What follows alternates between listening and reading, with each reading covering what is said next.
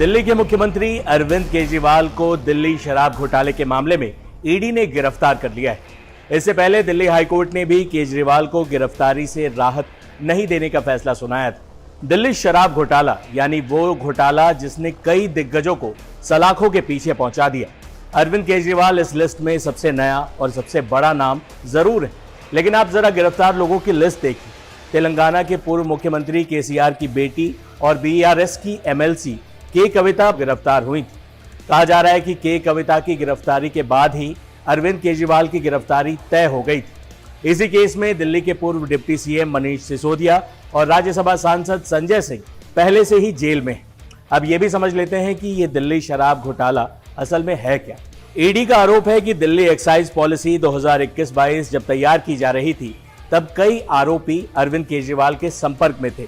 दिल्ली सरकार नई excise policy लाई थी, जिसके तहत शराब कारोबार से सरकार बाहर आ गई और पूरी दुकानें निजी हाथों में चली गई थी। दिल्ली सरकार का तर्क था कि नई शराब नीति से माफिया राज खत्म होगा और सरकार के राजस्व में इजाफा होगा। हालांकि ये पॉलिसी शुरुआत से ही विवादों में रही और आखिरकार 17 अगस्त 2022 को इसे रद्द कर दिया गया। लेकिन इस बीच जो हुआ वही इस पूरे घोटाले की कहानी। दिल्ली सरकार ने 17 नवंबर 2021 को नई शराब नीति लागू की थी। इस नीति के तहत राजधानी दिल्ली को 32 जोन में बांटा गया था। हर जोन में 27 दुकानें खोलने की बात कही गई। इस तरह से पूरी दिल्ली में 849 शराब की दुकानें खोली जानी थी। इस नीति के तहत सभी सरकारी ठेकों को बंद कर सभी शराब की दुकानों को प्राइवेट कर दिया गया, जबकि इससे पहले दिल्ली में शराब की दुकानों में 60% हिस्सेदारी सरकार की और 40% प्राइवेट दुकानें हुआ करती थी। नई नीति लागू होने के बाद सभी 100% शराब की दुकानों को प्राइवेट कर दिया गया। दिल्ली सरकार ने इसके पीछे तर्क दिया कि इससे 3500 करोड़ रुपए का फायदा होगा।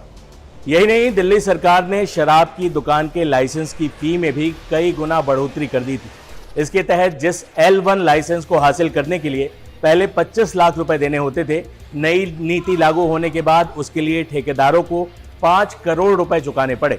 इस तरह अन्य कैटेगरी के लाइसेंस की फीस भी जरूरत से ज्यादा बढ़ा दी गई।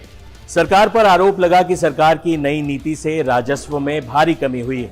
पहले जहां 750 ml की एक शराब की बोतल 530 रुपए में मिलती थी, उस बोतल पर रिटेल कारोबारी को 33 रुपए 35 पैसे का मुनाफा होता था, जबकि 223.89 रुपए उत्पाद कर और 106 रुपए वैट के रूप में सरकार को मिलता था। इस हिसाब से सरकार को हर एक बोतल पर 329 रुपए 89 पैसे का फायदा होता था।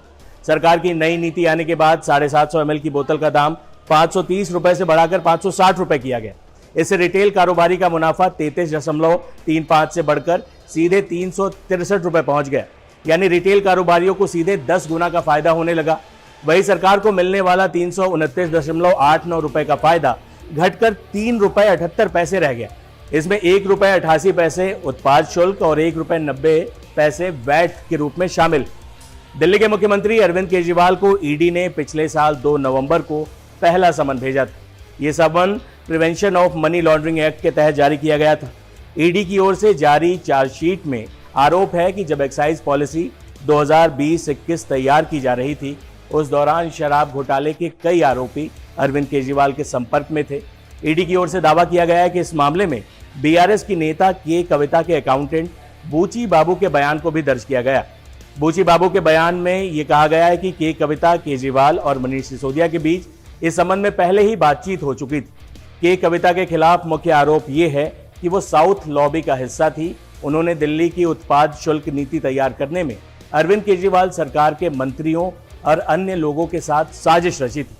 कविता पर दागी कंपनी इंडो स्पिरिट्स में बेनामी निवेश करने के आरोप हैं। ईडी आरोप लगा रही है कि इस घोटाले में 100 करोड़ रुपए की रिश्वत ली गई और पैसा हैदराबाद से दिल्ली ले जाया गया। यही नहीं, इसे लेकर कविता ने मार्च 2021 में विजय नायर से मुलाकात भी की थी। इस मामले में गिरफ्तार दिनेश अरोड़ा ने ईडी को बताया था कि उसने केजरीवाल से उनके आवास पर मुलाकात की थी। उसने बताया था कि वाईएसआर कांग्रेस के सांसद मंगूटा श्रीनिवासु रेड्डी और केजरीवाल के बीच भी कई मीटिंग हुई थी। इसके बाद ही सीएम केजरीवाल ने दिल्ली के शराब कारोबार में रेड्डी की एंट्री का स्वागत किया था। उम्मीद है दिल्ली के शराब घोटाले की सुलझी हुई कहानी को हमने आसान भाषा में आप तक पहुंचाने की कोशिश की है। इसी घोटाले में जब केजरीवाल को पहला समन जारी किया गया था, वो पेश नहीं हुए। केजरीवाल को इस मामले में ईडी 10 समन जारी कर चुकी थी और उसके बाद आखिरकार आज अरविंद केजरीवाल को गिरफ्तार कर लिया गया है। For more of such videos, do like, share and subscribe to ET Now Swadesh.